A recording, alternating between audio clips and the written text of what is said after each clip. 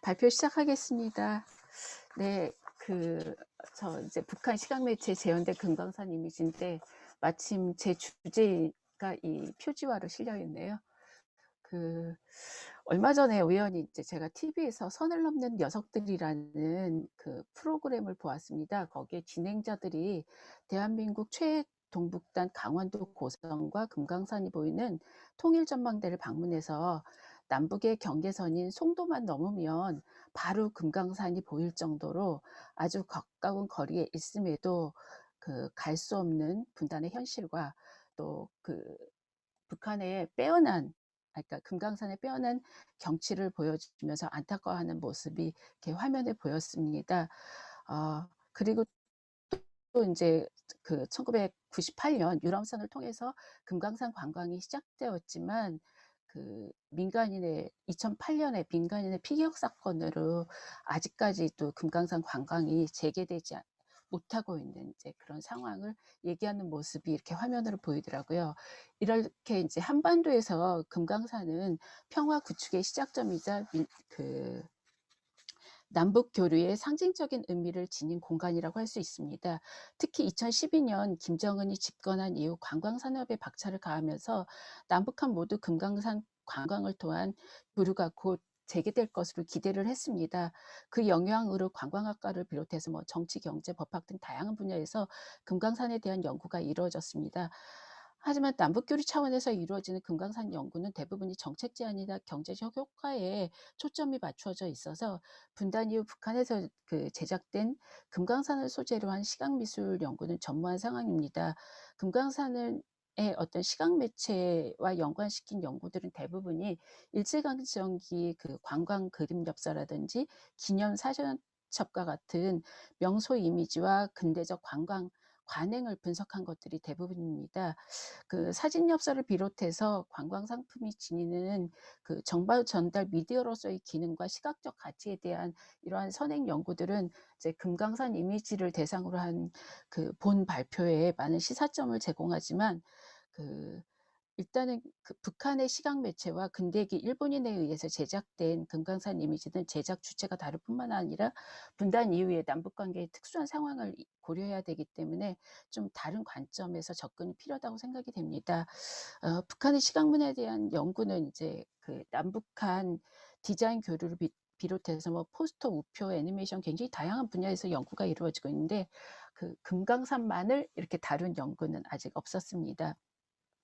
이 연구는 오늘 발표는 북한에서 제작된 시각 매체 속에 금강산이 어떤 방식으로 재현되었고 또 무엇을 표상하는지 살펴보는 것이 목적입니다. 이를 위해서 우선 이제 1950년대 이후 북한에서 간행된 신문 기사를 통해서 금강산에 대한 관심의 추이를 읽고 그 다음에 시각 매체에 표현된 금강산 이미지를 분석해 보도록 하겠습니다. 아, 이제 제가 이 이제 금강산에 대해서 연구를 하려고 이제 첫 번째 단계로 북한 자료센터에 가서 금강산을 주제어로 놓고 한번 검색을 해봤습니다. 그랬더니 총 912건이 검색이 되었어요. 이 중에서 320건이 신문 기사였고, 그 다음에 80여 편이 이제 잡지 기사죠. 그러니까 조선문학이라든지 천리마, 지질탐사 같은 이런 이제 잡지에 실린 글이었고, 그리고 59건의 이제 단행본이 북한에서 나온 걸 알 수가 있었습니다. 찾아졌습니다. 이 중에서 이제 특히 신문 기사에는 당대의 관심사가 그대로 반영되어 있어서 금강산에 대한 북한 정권의 관심사인데 상당히 유용했습니다. 그래서 그거를 이제 시기별로 한번 일단 이제 관심의 추이를 살펴보도록 하겠습니다. 어, 1950년대는 전쟁 전까지만 하더라도 외금강 휴양소의 웅대한 확장이라는 기사가 실렸더라고요. 그런데 6.25 전쟁이 발발하면서 51년 들어서 이제 사찰이 파괴되고 여기에 대한 비난 기사가 주류를 이룹니다. 그리고 56년부터 이제 북한에서는 전후복구 사업이 본격화되는데 금강산 역시 복구 사업이 일어납니다. 뿐만 아니라 이 시기에 이제 인민의 교양을 위해서 금강산의 사시사철 아름다움을 담은 기록 영화 금강산을 촬영했다는 그런 기사와 또 금강산 팔선녀라든지 보더꾸러 이야기를 형상화한 무용극을 촬영했다는 소식도 있습니다.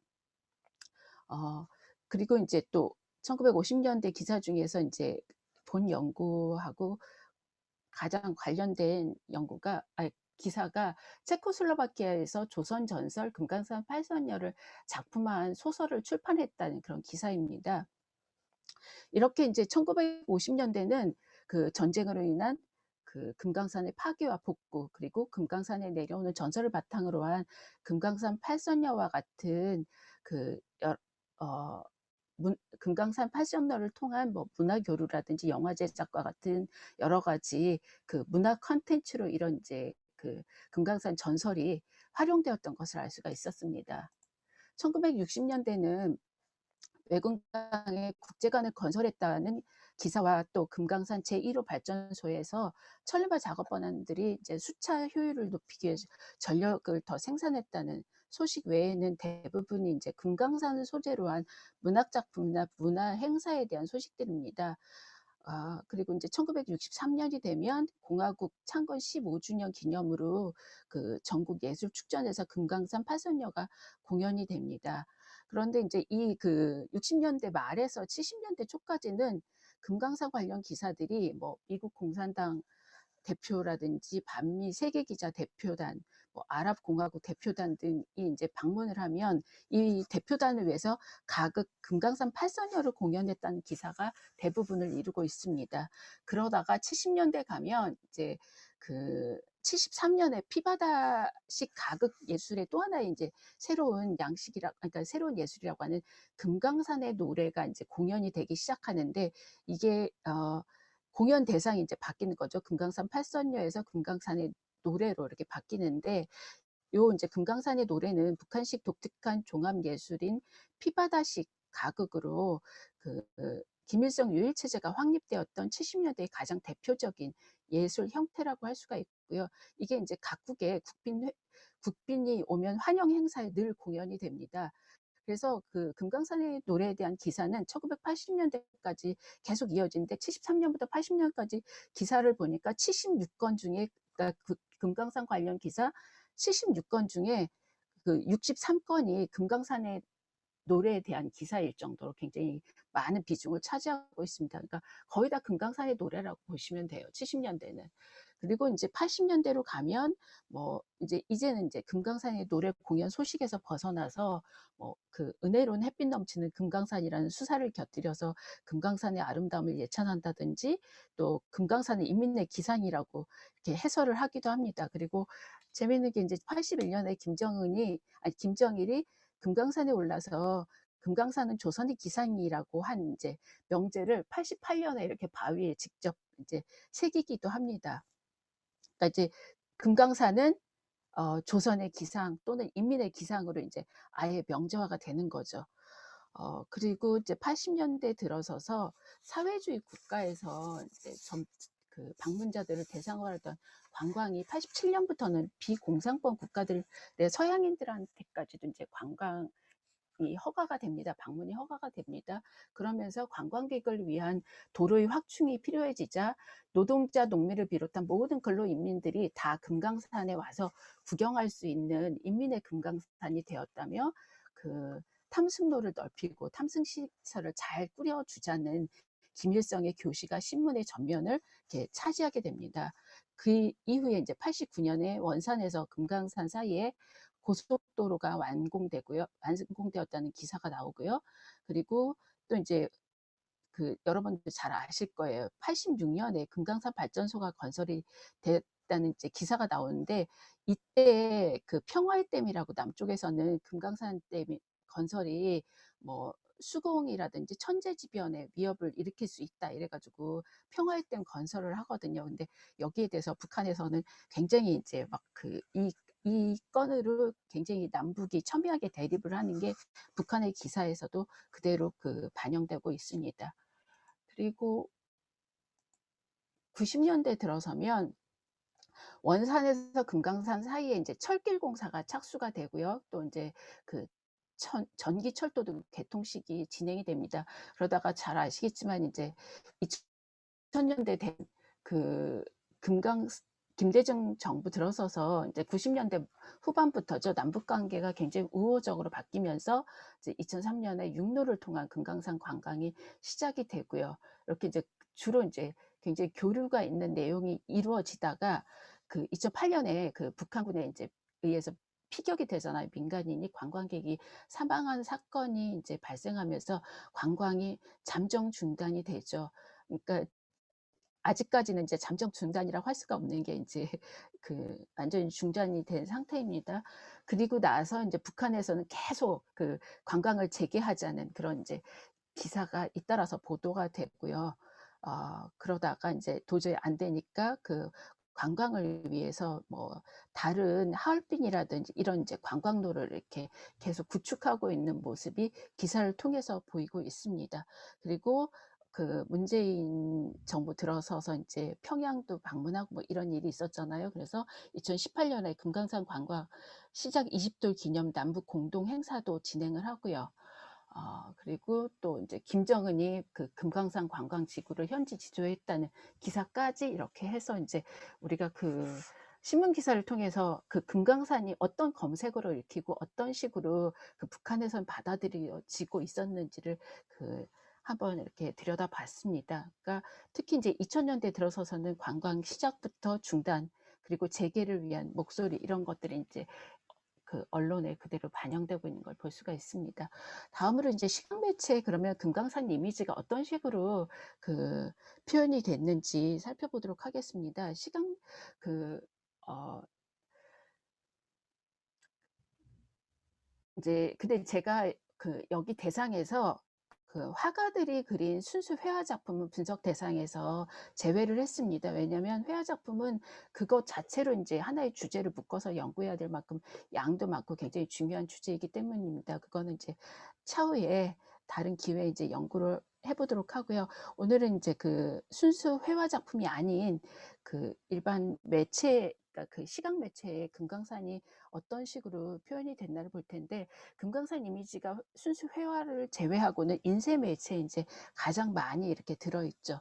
그리고 이 매체의 형태에 따라서 이제 제가 분류를 해보니까 뭐 우표, 사파, 표지와 우편 엽서, 담배값 포장지라 아니면 뭐 포장지라든지 이런 이제 도안 그리고 희귀한 사례로 이제 극장의 면막 등을 들 수가 있습니다. 근데 사실 제가 그 볼 수 있는 것들이 굉장히 제한이 많기 때문에 제약이 돼 있기 때문에 금강산 이미지를 뭐 전수조사했다고는 할 수가 없을 것 같아요. 그리고 이 자료 수집에 앞서 발표하셨던 한상원 영화연구소 대표님을 비롯해서 뭐 명지대학교 홍성우 선생님이라든지 또 이제 그동안 중국이라든지 해외에서 우편 엽서나 뭐 우표 같은 시각 이미지를 굉장히 포스터 같은 그런 이미지를 상당히 많이 이렇게 소장하고 계신 개인 소장가가 계세요. 이런 선생님들이 많이 도와주셔서 제가 그래도 오늘 이제 발표를 하게 되었습니다. 뭐 감사의 말씀을 우선 드리고요. 그러면 이제 우표부터 보도록 하겠습니다.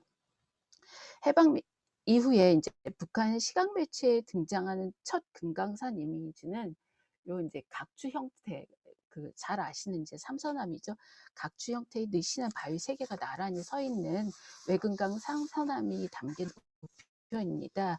1946년 3월 12일에 발행된 이 우표는 연보라색하고 적색으로 이제 그 석판 인쇄를 한 건데 가격이 50전이고요. 뭐 1000만 개가 발행되었다고 그 조선 우표 목록에 이렇게 쓰여져 있습니다.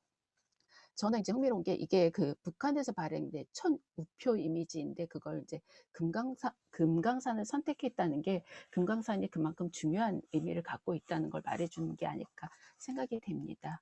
다음으로 이제 사파를 볼 텐데요.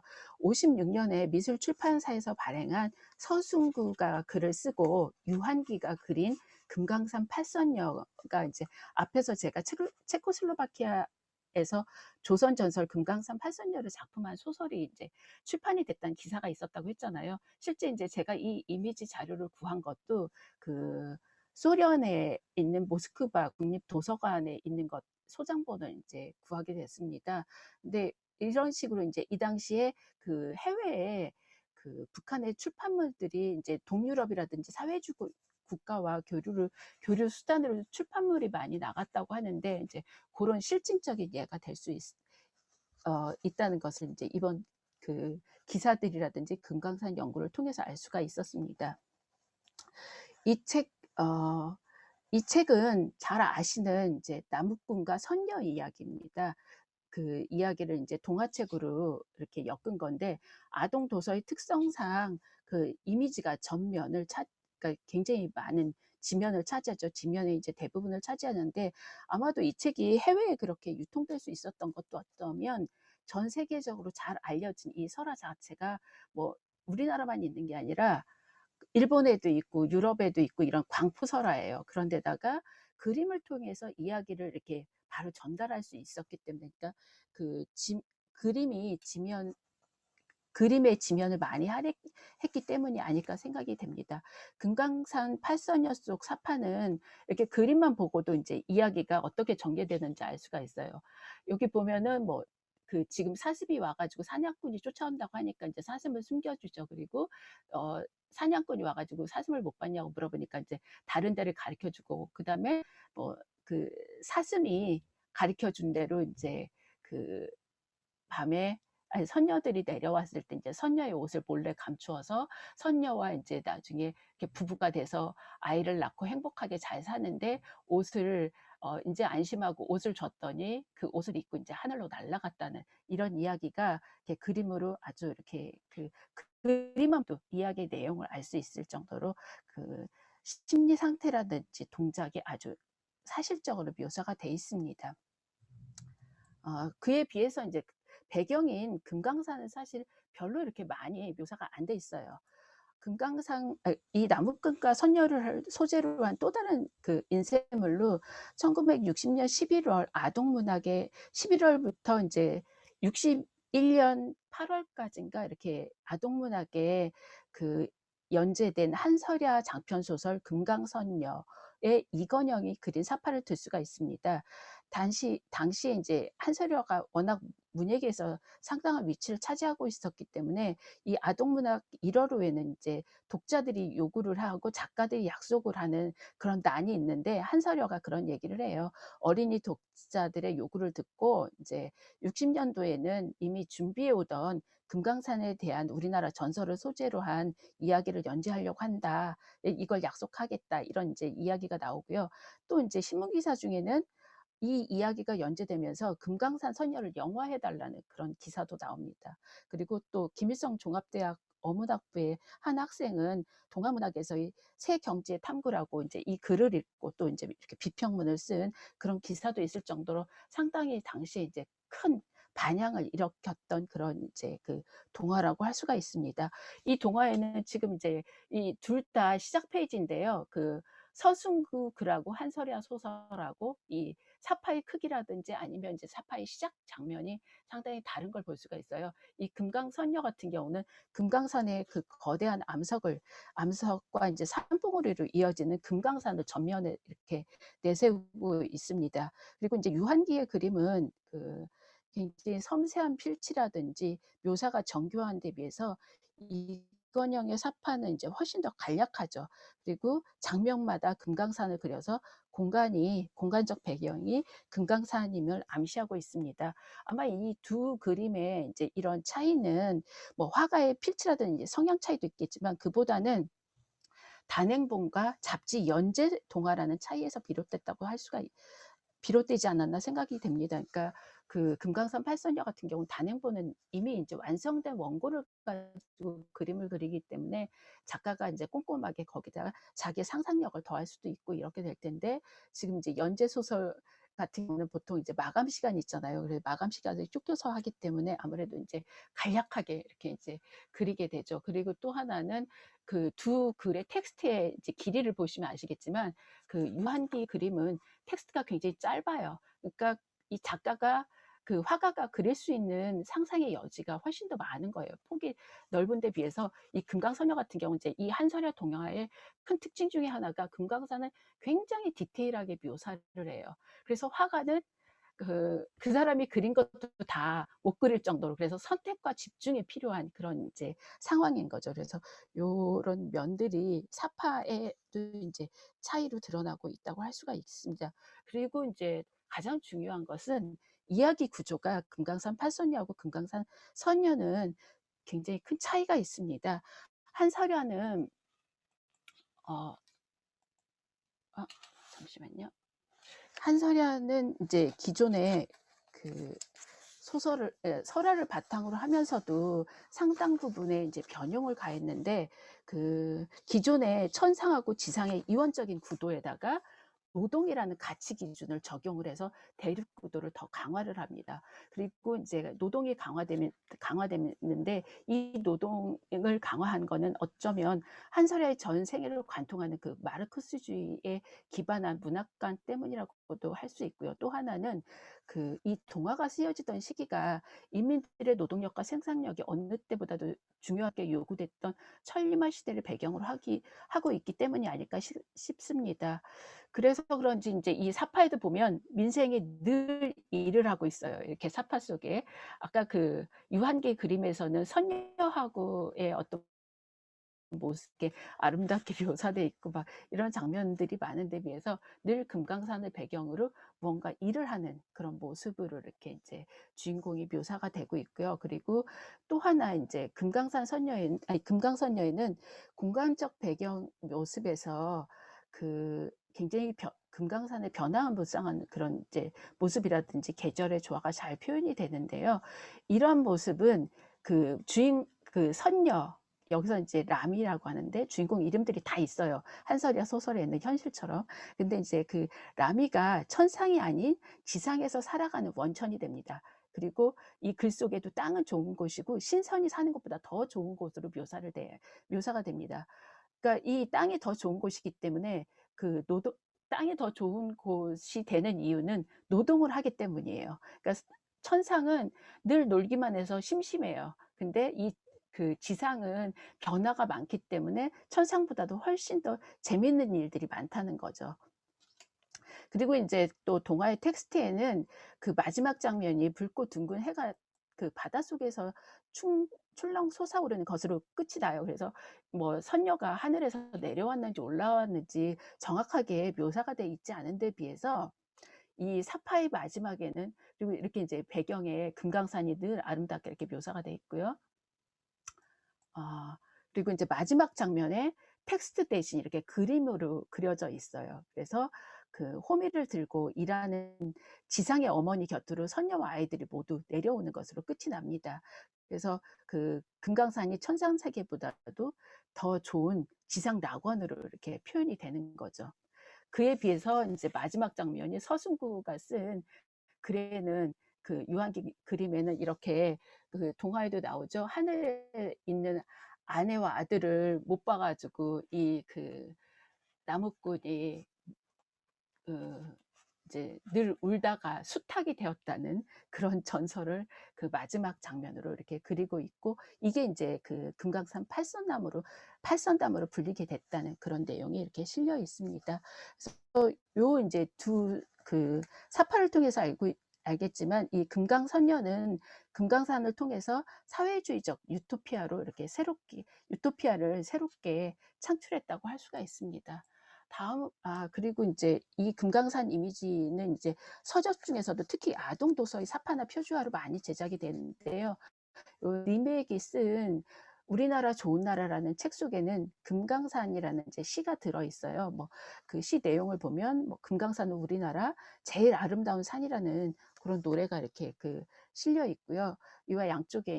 이와 더불어서 이제 양쪽에 금강산 그림이 그려져 있죠. 만물상을 배경으로 단풍이 물든 삼선함과 구룡폭포가 이제 왼쪽에, 그다음에 오른쪽에는 그 총석정 이렇게 그려져 있습니다.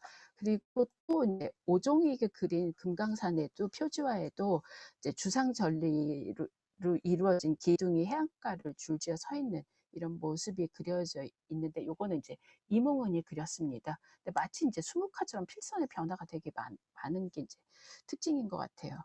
그리고 이제 그 앞서 봤던 이건영 있죠. 이건영은 사실은 이 사파를 그리기 전에 금강선녀, 그러니까 금강산 팔선녀를 소재로 해서 또 이런 그림을 그렸던 걸 알 수가 있는 게, 조선예술 57년 9호예요. 아까는 이제 그게 60년 8월호부터 실렸던 그림인데 비해서 이건 이미 57년에 이렇게 표시할도록 그 선녀를 소재로 해서 그림을 그렸던 걸 알 수가 있습니다. 그 임홍은 그린 그림이라든지 그 오종익이 그 오종익의 책이라든지 이런 데 실린 그림들을 보면 요거는 이제 거기엔 선녀가 안 들어 있었는데 이건영의 그림은 이제 이때부터 이미 이제 선녀 그 설화적인 내용이 이 그림 속에 이렇게 들어가 있는 것을 볼 수가 있습니다.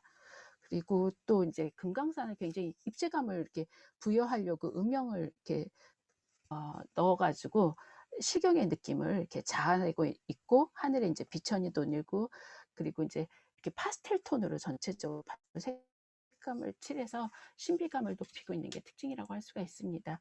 그런데 이제 요 이건영은 청전 그 이상범의 장남이고 이제 6.25 그 전쟁 때 빨치산에서 활동을 하다가 이제 나중에 뒤늦게 이렇게 월북한 그런 작가인데 앞에 이제 그 금강전경 아까 이제 그 표지 같은 경우는 이름이 여기에 이제 그 글이 써져 있어요. 이 그림의 제목이 금강산의 성경이라고 이렇게 성경의 일부분이라고 써져 있어서 요 그림이 제목까지도 알 수가 있는데 요 그림을 더 이제 극대화시키고 어찌 보면 제가 볼 때는 요 시기에 금강산 그림의 새로운 전형을 창출했다고 할 수 있는 그림이 바로 지금 보시는 이 그림입니다. 이 그림은 근데 이제 이 그림의 원래 목적은 평양 대극장의 면막 그림으로 그려졌습니다. 근데 이 잡지에 실린 게 이제 60년 8월호 조선의 그 표지화를 실리고 또 그 같은 해 9월 조선미술에도 이 그림이 표지화로 실립니다. 그런데 그 평양 대극장이 그 설립이 된 날짜가 8월이더라고요. 그래서 그림과 동시에 이제 이 그림이 이 조선 같은 경우는 대외 선전용 잡지거든요. 그래서 이게 이제 외국어로 그 띄어진데 여기 그 대극 면막이 제작된 시기와 동시에 이렇게 그 그림이 실렸던 것은 이게 이제 선동용으로 이제 대외 선전용으로도 사용되었던 걸 알 수가 있습니다. 그리고 우리가 이제 지금 볼 수 있는 건 사실 이런 인쇄 매체를 통해서밖에 볼 수가 없죠. 면막 그림 자체는 볼 수가 없는데 그래서 이제 제가 한번 찾아봤어요. 어떤 모습으로 면막 그림이 실렸을까 상상을 하면서 봤더니 이게 이제 평양 대극장이고요. 바로 이제 요 위에 천정 부분에 지금 이렇게 막이 내려오잖아요. 막이 내려올 때마다 이렇게 이제 보여지는 그게 이제 면막 그림이라고 하는데 굉장히 크기가 거대하기 때문에 이걸 그리는데 그 이건영이 굉장히 많은 고심을 했던 것이 그 조선미술 9월호에 자세히 실려 있습니다.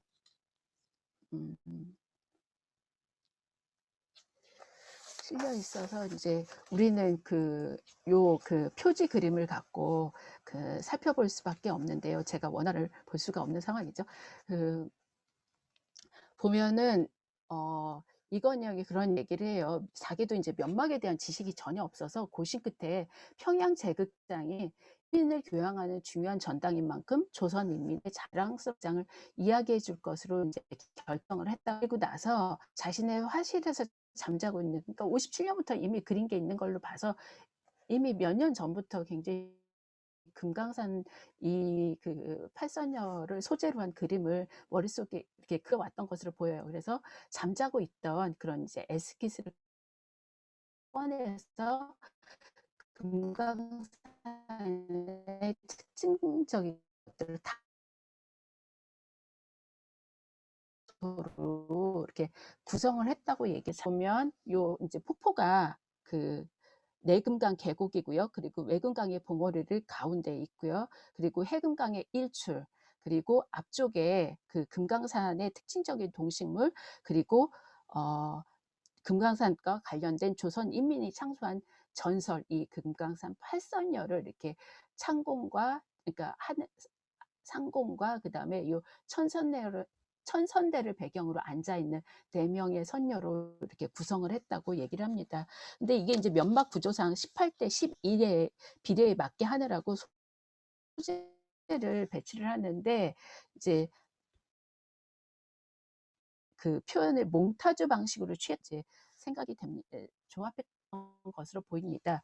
조합했다는 뜻으로 느껴지는데 그 실제로 인제 이 그림을 이렇게 그 이건영이 제작하기 위해서 굉장히 오랫동안 고생을 했던 것 같아요. 그걸 보면 자기가 이 밑그림들을 여러 차례 구도를 바꿨어요.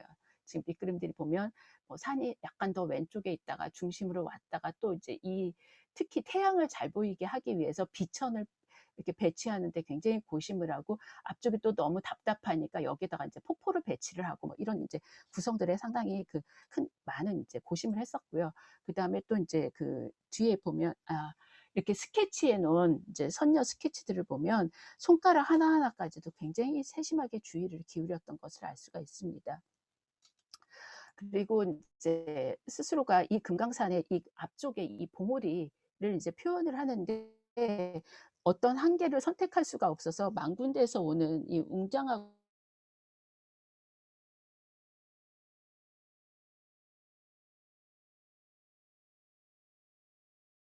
만 규모와 또 3로 인제 그 구성을 했다고. 그래서 이것들을 인제 잘 조합해 가지고 그 한데 뭉쳐서 제2의 형태를 만들었다 이런 얘기를 하고 있습니다. 그리고 중심 봉우리 사이로 인제 당을 상징하는 이 태양이 인제 당을 상징하는 거거든요.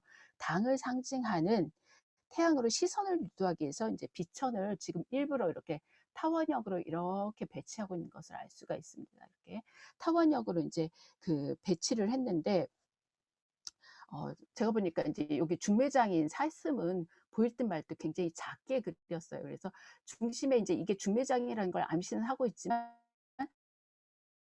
태양에 가리면 안 되니까 태양으로 인제 시선이 집중되도록 요거는 아주 작게 이렇게 그린 것으로 볼 수가 있고요. 그리고 태양을 칭송하고 인제 지상의 모든 행복과 번영을 표현하기 위해서 인제 요 선녀들을 표현을 했다고 얘기를 합니다. 그런데 이제 흥미로운 건 여기에 보면 요 선녀는 무궁화를 든 모습으로 이제 직녀를 상징화했다고 얘기를 해요. 그런 것을 봐 가지고 우리가 잘 아는 나무꾼과 선녀와 견우직녀 설화를 이렇게 조합했던 것임을 알 수가 있습니다. 그리고 또 인제 이 그 비천상을 그 강서고분에서 이렇게 갖고 왔다고 얘기를 합니다. 강서고분에 인제 비천상에서 원형을 찾았다 이런 얘기를 하고 있습니다. 그리고 그 이건영이 이 그 설화를 이 인제 면막을 제작하면서 주변에서 인제 굉장히 고심을 하니까 세계 유명한 극장의 면막들을 보라고 조언을 많이 했대요. 그런데 당신은 그 의식적으로 보지 않으려고 노력을 했다. 대신 면막에 쓸 그림이기 때문에 장식성을 부여하기 위해서 선조들의 피법을 공부했다고 얘기를 합니다. 그래서 정경에는 인제 그 이 금강산에서 피어오르는 동식물들을 화려하게 배치를 하고요. 그런데 인제 흥미로운 건 제가 볼 때는 여기 있는 이 학하고 소나무 위에 학이에요. '금강산에 이렇게 소나무 학이 이렇게 있을까?' 이 요소는 제가 볼 때는 미나 그 십장상도에서 주로 볼 수 있는 요소가 아닐까 싶어요. 실제로 인제 그 리움의 그 리움 소장의 십장생 십부평하고 비교를 해 보면 이 색감이라든지 여기 그 소나무 위에 학이 앉아 있는 모습이라든지 뭐 폭포가 쏟아지는 모습, 전체적인 이런 구성이라든지 이런 것들이 상당히 유사한 것을 볼 수가 있는데 이건영은 이걸 미나라고 표현을 하지 않고 그러니까 인제 북한에서 미나라는 용어가 없는 게 아닐까 싶은데요. 도원도 탱화, 신선도 등 진체화해서 장식적인 수법을 공부했다라고 얘기를 하고 있습니다. 아 그리고 인제 이건영은 또 인제 시종일관 자기가 이거는 현대적 감성으로 소화한 조선화라고 이렇게 얘기를 합니다. 그리고 그 인제 이 태양을 강조하기 위해서 아 죄송합니다. 태양을 강조하기 태양에 있는 이 인제 그 직녀를 이렇게 강조하기 직녀와 선녀를 잘 어울리도록 하기 위해서 이 직녀 설화인 무지개 다리처럼 여기 하늘은 표현을 했다. 그래서 색감을 인제 그런 식으로 하고 일부러 여기는 화려하게 군청색의 금색을 이렇게 사용을 했다고 얘기를 하고 있습니다. 그래서 그 색채까지도 굉장히 세심하게 이렇게 표현을 하고 아주 장식적인 요소를 특히 인제 면막 그림이기 때문에 장식적인 요소를 굉장히 강조했다고 얘기를 하는데 사실 안호국 문학을 연구한 사람들이 인제 그 한설야의 이 금강선녀가 북한판 건국 신화를 창작한 것이다 이런 얘기를 하는데 이제 그거를 저도 같이 이제 그걸 비유해서 제가 볼 때는 이제 북한판 창건 신화를 이건영은 시각 매체로 표현한 것이 아닐까 이런 생각이 들었습니다.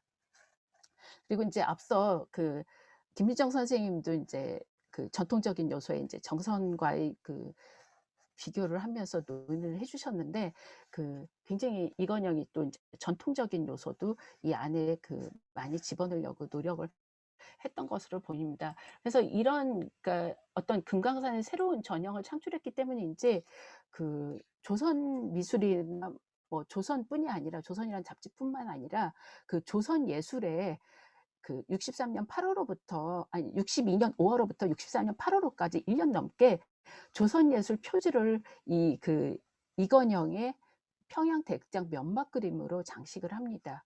그리고 또 북한의 대표적인 가극과 창극 아리아를 수록한 이 가극 창극 선곡집도 이 표지화로 장식한 것을 볼 수가 있습니다. 이런 식으로 이제 당시 60년대 초반에 상당히 큰 반향을 일으켰던 것으로 보이고요. 그리고 이건영은 또 이제 표지화를 또 이제 제작한 게 있는데 바로 이제 최성기를 글을 쓰고 김덕룡을 비롯한 여러 명의 사진가가 사진을 찍은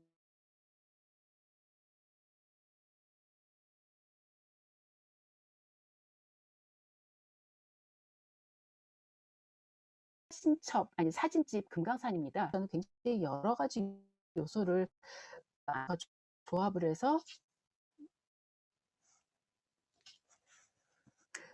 몽타주 방식으로 이제 조합했던 것과 달리 소재를 외근과 김연암 같은데 이제 그런 암석하고 그다음에 높은 산 어디에서나 핀다고 하는 이 산 목련으로 이렇게 최소화해서 아주 간결하게 구성한 것을 볼 수가 있습니다.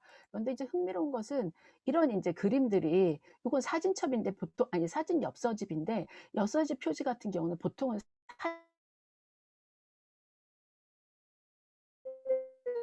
이렇게 장식을 하거든요. 근데 그림으로 장식을 한 것을 볼 수가 있습니다. 근데 이 그림을 누가 그린 건지는 정확하게 알 수가 없는데 굉장히 비슷하죠. 뭐 화면 구성이라든지 이 화면 안에 소재가 그대로 이건영의 그림을 이렇게 갖고 왔던 것을 볼 수가 있습니다.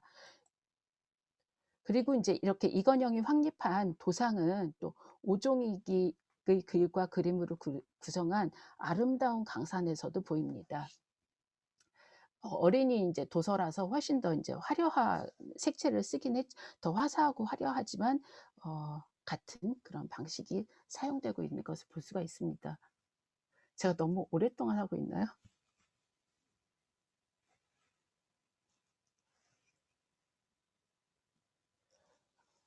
네. 이제 그래서 요런 표지화들을 볼 수가 있고요. 그리고 금강산 이미지가 담긴 가장 일반적이고 흔한 형태가 이제 사진 엽서집입니다.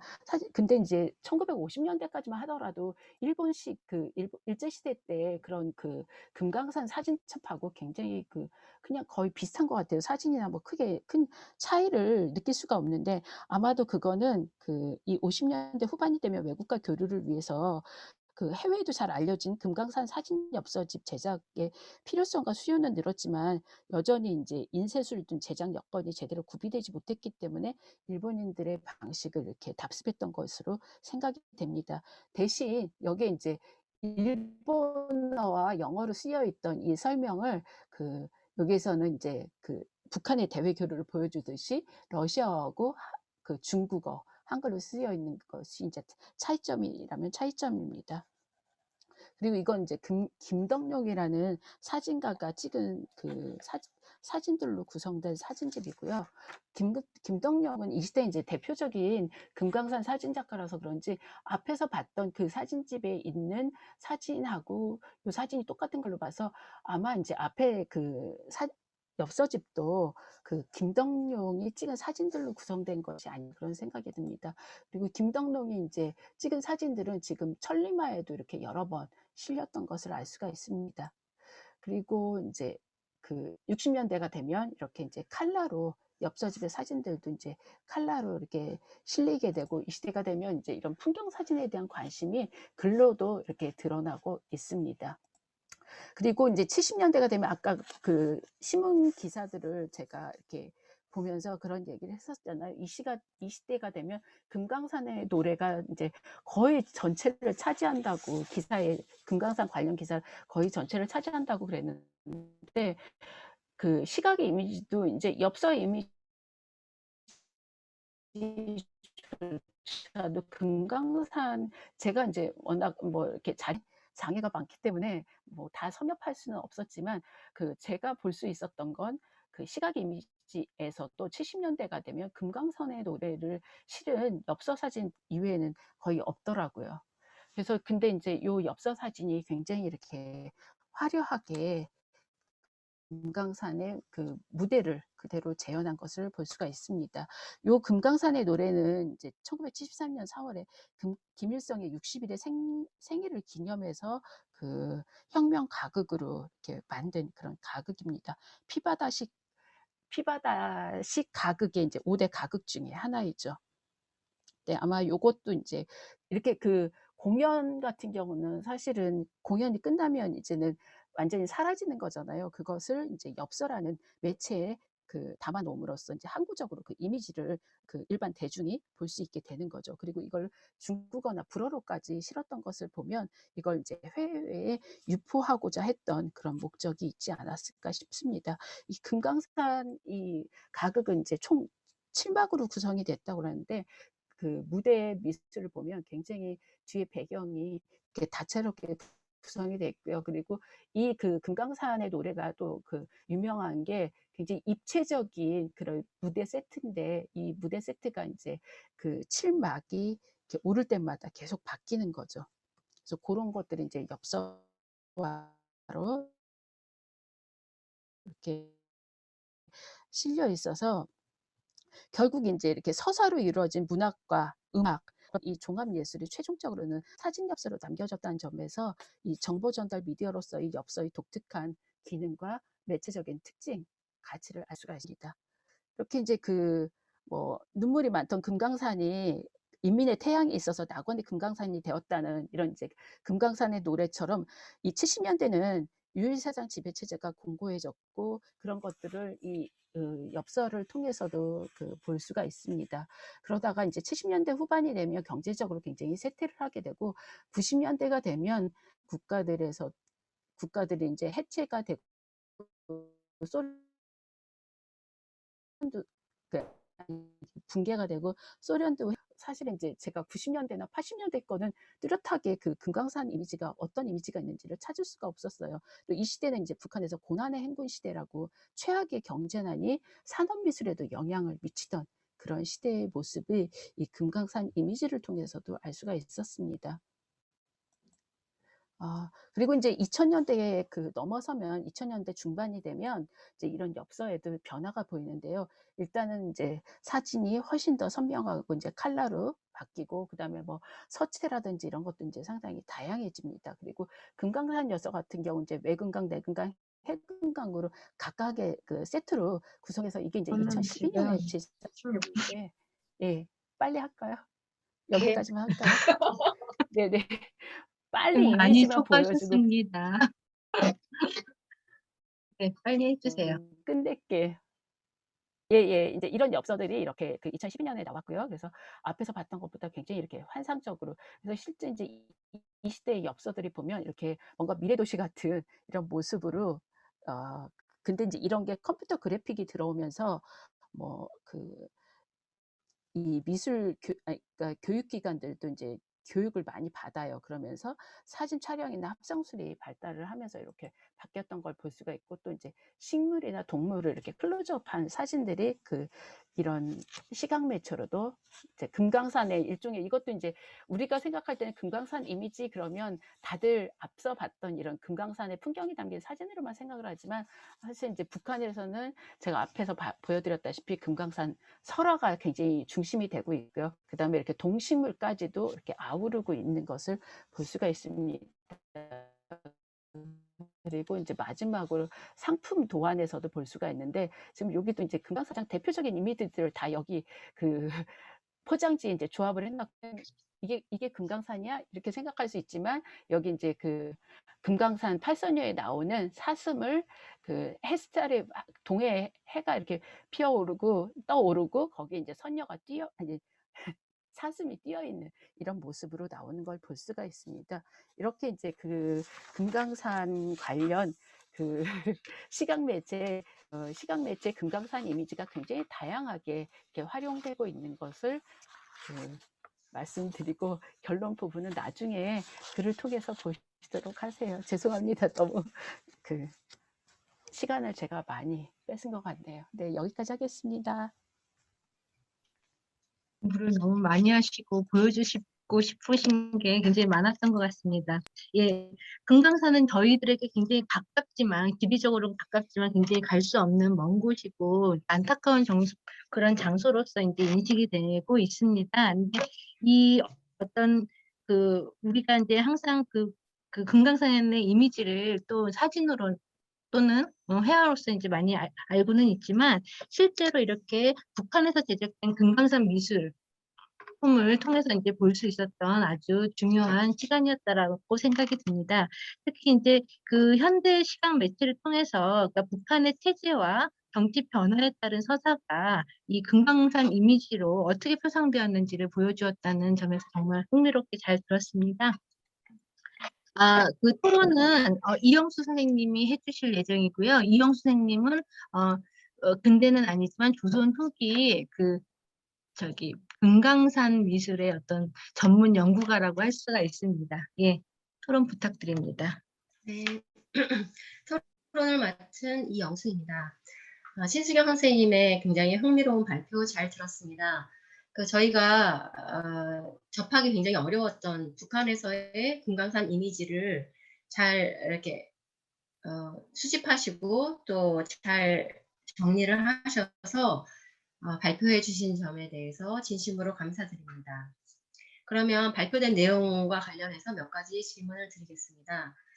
첫째는 금강산에 대한 인식, 그러니까 북한이 금강산을 어떻게 인식하고 있었냐에 관한 문제인데요.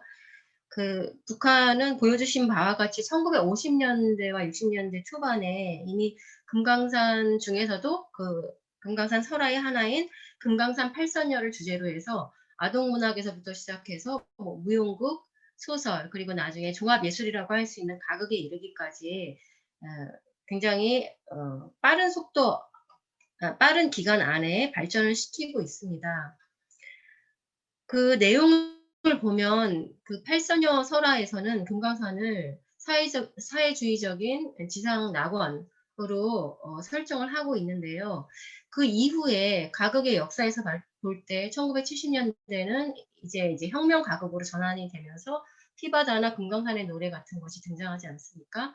그러면 이 금강산 팔선녀에서 나왔던 그 낙원의 이미지 이런 것이 계속 갔던 것인지 계속 현재까지 진행이 되어 온 것인지 아니면 혁명 가극에 등장하는 금강산, 그러니까 혁명이 이루어진 그 배경으로서 뭔가 신성화된 그런 금강산으로 인식의 전환이 이루어졌던 것인지 아니면 또 그 이후에 또 어떤 금강산에 관한 인식이 전개가 되었는지에 관한 그런 설명을 부탁드리겠습니다. 그리고 두 번째는 아까 이렇게 긴 시간에 걸쳐서 보여주신 평양 대극장에 걸렸던 면막 그림의 화가인 이건영에 관한 것인데요. 일단은 이건영이 지금 저희 나라의 근대 수묵화의 거장인 이상범의 첫째 아들이라는 점에서 굉장히 관심이 많이 가고요. 또 이 면막 그림의 실제는 보지 못했지만 저희가 조선 예술인가 거기에 표지화로 자세히 볼 수 있었는데 전통 채색화의 전통과 현대적인 장식 그림, 현대적인 장식 그림이 갖는 그런 장식성을 굉장히 이상적으로 잘 조합시켜서 완성도 높은 작품을 보여줬다는 데서 또 한 번 이렇게 관심이 가게 됩니다. 그리고 이상범이 굉장히 여러 가지 스케치와 작가 노트를 굉장히 꼼꼼하게 남겼거든요. 제가 작가 노트를 읽어보니까 자신이 그 당시에 요구되었던 당에서 요구되었던 조선화를 이상적으로 완성시켰다는 것에 대해서 굉장한 자부심을 갖고 있었고 또 앞으로 진행될 그 조선화의 제작에 있어서도 자신이 큰 공헌을 할 수 있을 것이다. 이바지할 수 있을 것이다. 이런 문구가 나옵니다. 그렇다면 이건영이 이 작품을 제작한 이후에도 어느 정도 이렇게 활동을 했을 것 같은데 이 장막 그림 제작하기 이전과 또 이후에 관한 이건영의 어떤 그 행적이라든지 작품이라든지 뭔가 남아있는 것이 있으면 좀 소개해 주셨으면 좋겠습니다. 그리고 세 번째는 그러니까 전반적으로 보여주신 시각 매체에 나타난 그 금강산 이미지들의 어떤 한계라고도 할 수 있는데요. 일단 북한이 1980년대 이후에 어떤 그 금강산에 관한 관광 사업을 이제 본격적으로 좀 더 추진을 하면서 그 관광과 관련된 기간 산업들을 정비를 한다든지 아니면 그동안에 이제 사회주의 국가들만 관광을 허가했었는데 비사회주의권에도 이제 오픈을 하고 그리고 또 이제 그 모든 인민들이 갈 수 있는 그런 금강산을 만들겠다 이런 의지를 표명을 하는데요.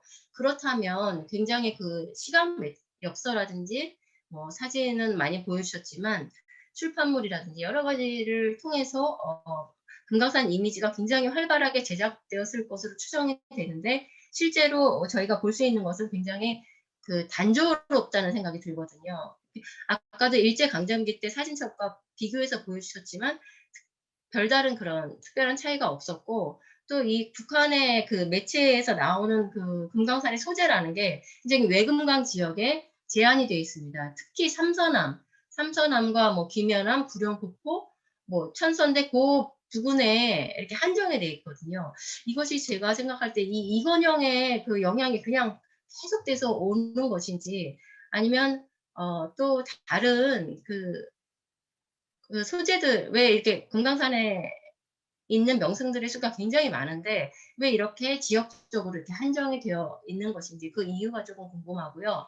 또 1980년대 이후에 등장한 어떤 새로운 명승이라든지 새로운 그 이미지라든지 이런 것들이 있는지 또 이렇게 만약에 있다면 조금 설명을 부탁드리겠습니다. 그리고 마지막으로는 본 발표에서 제외하셨지만 이렇게 인쇄 매체에 등장한 금강산을 쭉 보고 나니까 정말 그 회화 작품으로서의 금강산 그림이 어떠했는지 너무너무 궁금해지는 거예요. 그래서 대략적이지만 그 회화 작품에서의 금강산의 그런 경향 이런 것도 간단하게 좀 보충 설명 부탁드리겠습니다. 감사합니다.